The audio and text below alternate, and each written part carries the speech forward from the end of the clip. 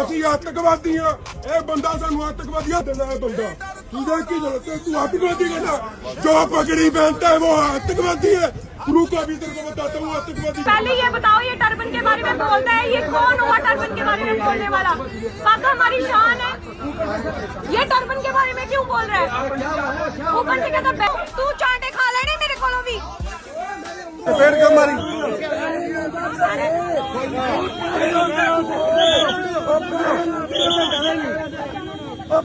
प्रशासन ਨੂੰ BSES ਨੂੰ ਪਰਚੇਸ ਕਰ ਲਿਆ, ਹਾਇਰ ਕਰ ਲਿਆ ਤਾਂ ਕਿ ਉਹ ਖੰਭਾ ਬਾਹਰ ਨਿਕਲਵਾ ਸਕੇ ਇੱਕ ਛੱਜੇ ਵਾਸਤੇ। ਉਹਨੇ ਇਹ ਨਹੀਂ ਦੇਖਿਆ ਕਿ ਹਾਂ ਵੀ मैं मुझे अपने कान्हा जी का हेयर वॉश कराना हो जाएगा। तो इस सिख कौम ने देश के लिए क्या कुछ बलिदान और क्या कुछ कुर्बानियां नहीं दी हैं और बीजेपी के जो बड़े बड़े नेता हैं वो भी इस चीज़ को एक्सेप्ट कर चुके हैं और अभी भी मानते हैं, चाहे वो अपनी पॉलिटिक्स के फायदे के लिए ही मानते हो कि भाई सिखों ने हिंदुओं की रक्षा करी है और सिखों की वजह से ही हिंदुओं का जो जनेऊ है वो बचा हुआ है। मतलब सनातन इस समय अगर एग्जिस्ट करता है तो सिखों की वजह से ही करता है और सिखों ने हमेशा से इस देश के लिए कुर्बानियाँ देने में सबसे आगे रहे हैं, लेकिन बदले में उनको मिला क्या? उत्ते आन नहीं दिंदे। वैसे ये 1984 ਦੇ ਵਿੱਚ मतलब ਗੋਲੀਆਂ ਵੱਜੀਆਂ ਨੇ, ਗੋਲੀਆਂ ਤੇ ਟੈਂਕਾਂ ਦੇ ਗੋਲੇ ਵੱਜੇ ਹੋਏ ਆ। ਤੁਸੀਂ ਦੇਖ ਸਕਦੇ ਹੋ ਇਹ ਆਖਰੀ ਨਿਸ਼ਾਨੀ ਬਚੀ ਆ, ਇਹ ਵੀ ਇਹਨਾਂ ਨੇ ਐਸੇ ਕਰਕੇ ਰੱਖੀ ਆ। ਦੇਖੋ ਗੋਲੀਆਂ ਵੱਜੀਆਂ ਹੋਈਆਂ ਇਹਦੇ ਵਿੱਚ, ਗੋਲੀਆਂ ਦੇ ਨਿਸ਼ਾਨ ਨੇ, ਇਹ ਗੋਲੀਆਂ ਦੇ ਨਿਸ਼ਾਨ। ਤੇ ਇੱਧਰ ਤੁਸੀਂ ਦੇਖ ਸਕਦੇ ਹੋ मतलब श्री हरमंदर साहिब कितना सोहना लग रहा है यार, ना धुप पै रही माड़ी माड़ी। भाई अगर आज भी अगर आप देख लो इंडियन आर्मी में देख लो या किसी भी बड़ी पोस्ट पे अगर आप देख लो, आर्मी नेवी एयरफोर्स पे, वहाँ पे जो सिख हैं वो हमेशा से तैनात हैं और जब भी पाकिस्तान के संग जंग होती है तो सिख कौम हमेशा से डटकर खड़ी रहती है और हिंदुस्तान की रक्षा करती है। लेकिन रिटर्न में उनको क्या मिलता है? भाई देश में अगर जहाँ पे भी देख लो, जहाँ पे कोई बंदा है जो कि अपनी फैमिली के संग घूम रहा है, किसी पब्लिक ट्रांसपोर्ट में घूम रहा है, कहीं फ्लाइट में घूम रहा है, कहीं ट्रेन में घूम रहा है, तो उसके संग कैसा व्यवहार किया जाता है? भाई उनको खालिस्तानी बोला जाता है और आतंकवादी भी बोला जाता है। मतलब उनके हिसाब से जिस भी बंदे ने पग लगा रखी है, पगड़ी पहन रखी है, टर्बन लगा रखी है, वही वो आतंकवादी है। ऐसे जो किस्से हैं वो देश के अलग अलग हिस्सों से सामने आते रहते हैं। मतलब इस देश में इतना परोपकार देने के बाद भी बदले में क्या मिला? जिल्लत, बेइज्जती, आतंकवादी, ऐसे जो शब्द हैं वैसे बुलाए जाते हैं। और स्पेशली मैं ये बता दूं, जो RSS और ऐसी संस्थाओं से जो जुड़े हुए जो लोग हैं, जो बीजेपी से जुड़े हुए जो लोग हैं, जो कि बीजेपी की जो आइडियोलॉजी है उसको मानते हैं, उसको दिन भर जीते हैं, सुबह से लेकर शाम तक व्हाट्सएप पे ये सारी चीज़ें करते हैं, भाई वही लोग ऐसी हरकतें ज़्यादा करते हैं। मैं ये नहीं कह रहा कि भाई सारे के सारे हिंदू या फिर ऐसे ही लोग हैं, लेकिन ज़्यादातर अगर आप देखोगे तो जिस सनातन की रक्षा सिख हमेशा से करते चले आए हैं वही आज उनके ऊपर भारी पड़ रहा है। जहाँ जाओ वहीं पे बेइज्जती कर रहा है। अब ऐसी एक वीडियो सामने आई है, वीडियो कुछ हफ्तों पुराना है। इसमें साफ साफ आप देख सकते हो भाई ये एक फैमिली है, मतलब एक सिख फैमिली है, एक बंदा है वो पगड़ी लगा के वहाँ पे जा रहा है। तो भाई जाते समय उसके संग कैसे जो शब्द हैं वो इस्तेमाल करे गए हैं, साथ में पब्लिक ट्रांसपोर्ट में उसकी किस तरीके से बेइज्जती करी गई है। भाई उसको आतंकवादी बोला गया है, उसको खालिस्तानी बोला गया है, उसको गलत गलत शब्दों से ट्रीट किया गया है। अगर आप सोचो भाई कि आपके ऊपर इस तरीके के दाग लगाए जाएँ, आप एक फैमिली के संग जा रहे हो तो क्या कुछ नहीं गुजरेगी। साथ में उनकी जो वाइफ है वो भी इस चीज़ से बहुत ज़्यादा नाराज़ हो जाती हैं, गुस्सा हो जाती हैं और इसके जवाब में जो लोग होते हैं वो जितने भी अंधभक्त बैठे हुए होते हैं, गोबर खाने वाले, उनको सुनाने लग जाती हैं। और जो सुनाने का जो उनका तरीका है वो बिल्कुल ही सही है। हमारे बंदों में समझदारी नहीं है। भाई ट्रेन में बैठे ही भगवादारी किसी को जज करने वाले होते कौन है और किसी की अपीयरेंस से ऐसे जो जजमेंट है वो हर जगह में देश में पास करे जाते हैं। स्पेशली अगर आप देख लो जहाँ पे भी भगवाधारियों का राज चल रहा है, जहाँ पे अंधभक्तों की तादाद बहुत ज़्यादा बढ़ गई है और जहाँ पे सनातनी अपनी जो तलवार लेके घूम रहे हैं वो किस तरीके का बर्ताव कर रहे हैं। अब इसीलिए अगर आप देख लो जो पब्लिक है उसके अंदर खालिस्तान वाला जो सेंटिमेंट है वो बढ़ता चला जा रहा है। लोग मानते हैं जब खालसा राज होगा जब ही चीज़ें सुधर सकती हैं, क्योंकि इस समय जो हिंदुस्तान की हालत है वो पूरी तरीके से बर्बाद हो चुकी है। यहाँ का जो एक फैब्रिक था, आपस में भाईचारा था, वो खत्म हो चुका है। जगह जगह पे बीजेपी बस दरार डालने का काम कर रही है और इस देश को बंटवारे की ओर लेके जा रही है। आप वीडियो देखो, आपको चीज़ें समझ में आएगी कि भाई एक फैमिली के संग किस तरीके का जो बर्ताव है वो किया जा रहा है और पब्लिक ट्रांसपोर्ट में ऐसी चीज़ें आम हो चुकी हैं।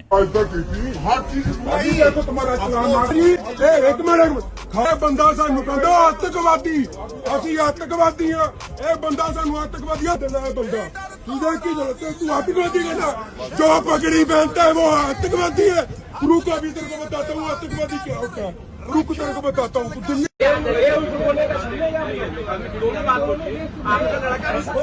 नहीं एक मिनट सुनो, एक मिनट चुप करो आप। हम यहाँ पे आए हैं ओपरे देश स्टेट में आप हम सब पे धक्का करते हो हैं? ये क्या बात हुई? हमारे 3 सरदार बंदे आप सब मिलकर ड्रामे करते हो। हमारे पंजाब में तो हम ऐसे करते नहीं है। आपकी लेडीज को हम सीट देते हैं, ये कोई बात नहीं होती। तू दिल्ली चल के क्या बताएगा? तू मुझ पर से बोले आपके हस्बैंड की गलती है, तू दिल्ली चल के क्या बताएगा? यही पे बता क्या बताना है तेरे को? अभी बताओ क्या बताने बता क्या बताएगा तू? इतनी ना अपनी जुबान संभालनी चाहिए बंदे को। हम भी अब सामने से आपकी लेडीज आती तो मैं उठ जाता। हमारी जुबान नहीं है। 8 बजे तक कोई भी सीट मैंने भी दोनों को बैठा रखा है। 8 बजे मेरा सीट है, बीच वाला तो मैं उठा सकता तू था। समझदारी है ना? तेरे में समझदारी रख, अपने पास अपनी समझदारी रख। हमारे बंदों में समझदारी नहीं है, तू भी ठीक है। मैंने अभी तक यार तो ये फिर दिया है। नहीं सर, पहले ये बताओ, ये टर्बन के बारे में बोलता है, ये कौन हुआ टर्बन के बारे में बोलने वाला?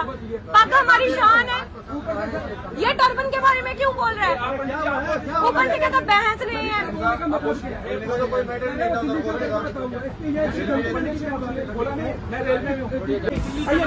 पहले कौन बोला? पहले कौन बोला है? चांटे खा रहे तू चांटे खा लेने मेरे को भी टेढ़े नु फड़ के।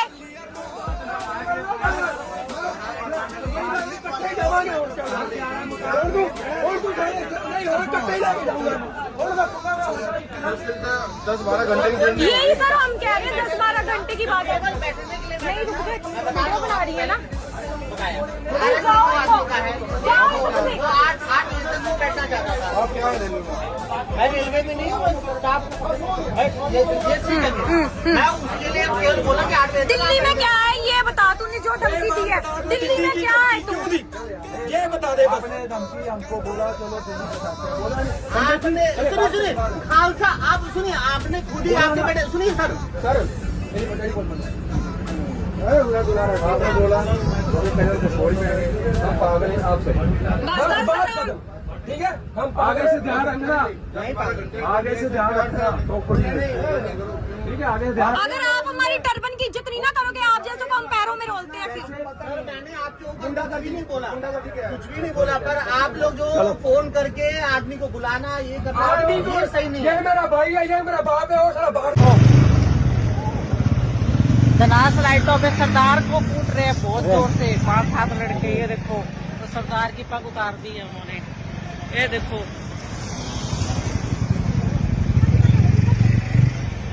ये देखो, ये देखो सरदार को मार रहे हैं सारे। अरे देखो, ये तो मार देंगे इसको, छुड़ा दो। ओ भैया, वो देखो सरदार को जान से मारे, वो देखो। भाई भैया लैंड की तो बात है ही है। साथ में अगर आप देखो, पंजाब से लगा हुआ जो स्टेट है, जो कि एक समय में पंजाब ही था, जिसको अभी हिमाचल प्रदेश बोलते हैं, वहाँ पे किस तरीके का जो बिहेवियर, अगर बाहर से पंजाब से स्पेशली अगर गाड़ी आती है या फिर टूरिस्ट आते हैं उनके संग किस तरीके का बिहेवियर हो रहा है, मतलब इसका आप समझ सकते हो कि भाई आरएसएस की जो पकड़ है वो हिमाचल प्रदेश में भी स्ट्रांग होती हुई देखी जा रही है।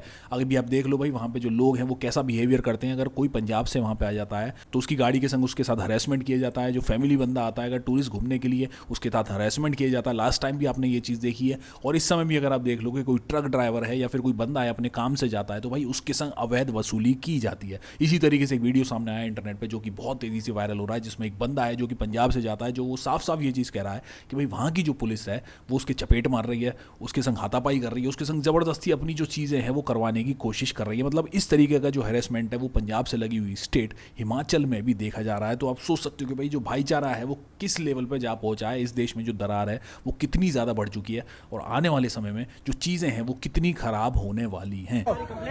वीडियो बनाओ जी, आ वे लो वो बंदे ने चपेट मारी जी, वो आदमी ने चपेट मारा, ए वकारा लोड़ा बोला तो गाली निकाली, ਇਹਨੇ चपेट मारी।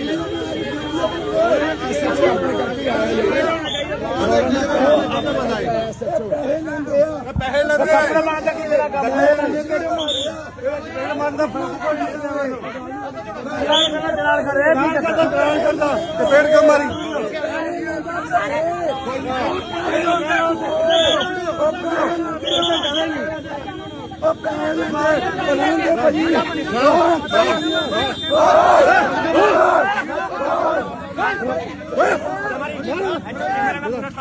मैं प्यार बोल रही हूँ,